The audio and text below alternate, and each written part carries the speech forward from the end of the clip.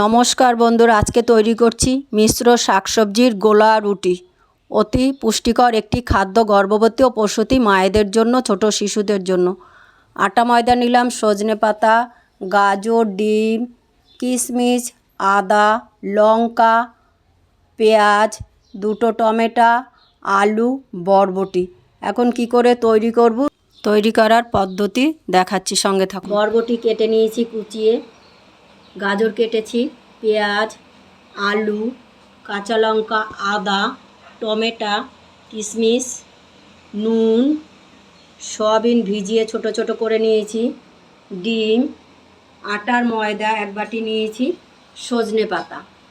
এবার দেখতে থাকুন আমি কি করে তৈরি করব। আমি এখন সব মিশ্রণটা একত্রিত করছি। আটা ময়দা নিলাম, আলু, সয়াবিন দিচ্ছি, সবজিগুলোও দেব, দেখতে থাকুন আপনারা।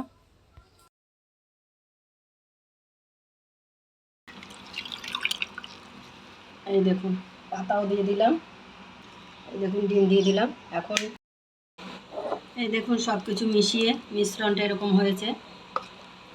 বাড়িতে যেরকম আপনারা গোলা রুটি তৈরি করেন সেইভাবেই এই মিশ্রণটা মেখে নেবেন, না পাতলা না ঘন।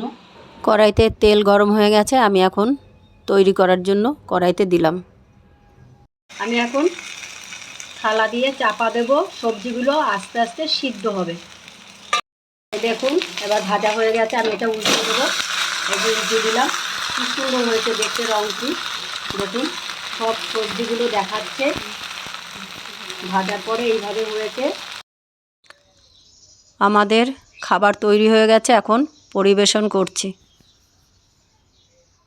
খাবার তৈরি, দেখুন কি সুন্দর পিৎজার মতন কেটে দিয়েছি, ডিজাইন করে সস দিয়েছি।